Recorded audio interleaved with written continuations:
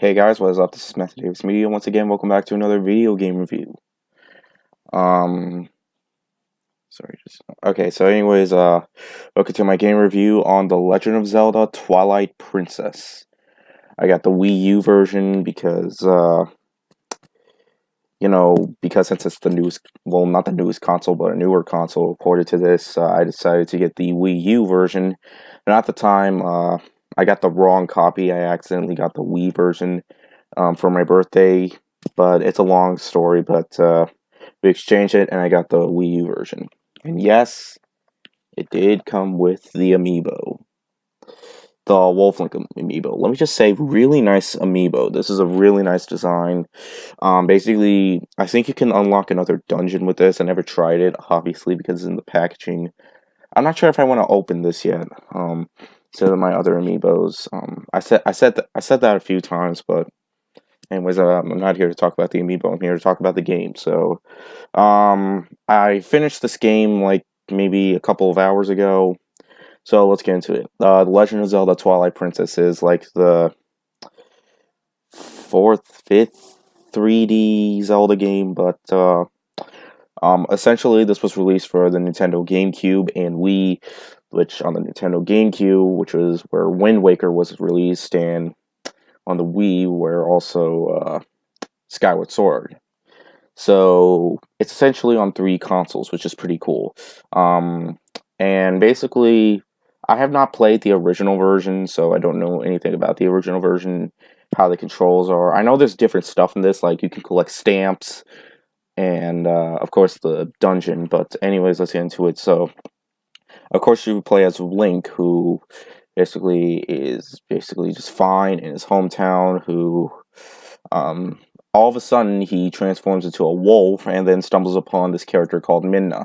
And essentially what you have to do is you have to go through the Twilight Realm and, of course, stop Ganondorf from, of course, taking over the world. But this isn't just about that. This is also has a story for Midna, too. Like, there's a lot to her character throughout this game, and that's truly the biggest thing I can praise about this. Like, there's pretty much a lot to love about The Legend of Zelda Twilight Princess. And I'm not just talking about the HD remaster, I'm talking about the entire game. Although, like I said before, I never played the Wii version or the GameCube version. I actually did have the GameCube version, but I lost the disc. But, basically, what can I say? One of my favorite things about the game is the boss battles. This has some of the best boss battles in the entire franchise, from the beginning boss, from the first to the last boss battle. There isn't a single boss battle that I found dull or repetitive. They are essentially pretty easy to take down once you figure out what to do. But I took over 45 hours into this game, and this is a pretty long game. This has a lot of dungeons that you can do, a lot of side quests. Like, there's this one side quest with the Poes, which are essentially ghosts that you have to take the spheres out so you can set free this one guy. I don't know a whole lot about that because I never got a chance to complete that part. But also, let me talk about also when you turn into Wolf Link. Now, this is sort of an issue, but I really enjoy playing as Wolf Link. Like, you can go, when you're listening to like the wind blowing, you can howl, which it's kind of confusing given the fact that Link doesn't really speak.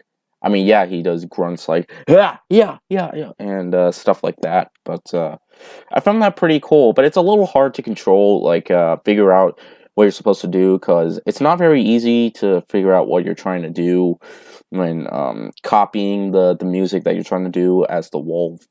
Like, it's not as simple as using the Wind Waker or the Ocarina.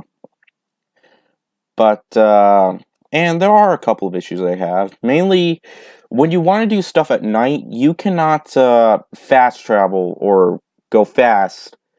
You can't immediately make it. Okay, you cannot control day and night cycles. Day and night cycles control by themselves, which is kind of disappointing because you do have to do the Poe thing, and that's kind of important in the game, but I never got a chance to finish that, but I did try my best to see what, like, items I could get, but all in all, that's really disappointing, but to say the least. But Also, some people compare this a lot to like Ocarina of Time, except you don't play as your younger self; you play as your adult self, just your adult self. And this does have some similarities to Ocarina of Time a little bit. Basically, this is the first Zelda game to be rated T. I think it's the only Zelda game to be rated T for teen, like because basically of how dark it is. Also, the way it looks, backgrounds look absolutely spot on, but the game itself, like the models, hasn't aged quite well, especially in the HD version. I have seen the graphics for the Wii version, but you can tell they're pretty dated, believe it or not, and that's saying something. I mean, this was after Wind Waker, which aged like gratefully. That game has aged very, very well. That's a game that nobody even think they would like. But also, Minna herself, she is a phenomenal character. She's easily one of the best aspects of the game. And that's saying a lot since she's basically your AI companion. Like, she can help you climb up certain areas to get chests and stuff. And by using her hair, which is basically a hand, which is pretty cool. And she is not annoying you every 5 seconds, like Fi in Skyward Sword or Navi in Ocarina of Time, which I find thankful because she does have really good character in it. She's a very likable and interesting character, believe it or not, in the game, which I was just really surprised by. And also, Zelda isn't in the game that much. She only has like a few scenes from like the beginning, but you don't see her up until like the very end, which she has the most screen time, which is basically like 20 minutes at the end of the game, 20 or 30. I don't know, but she isn't in the game as much as like Skyward Sword. Um, but yeah. Uh,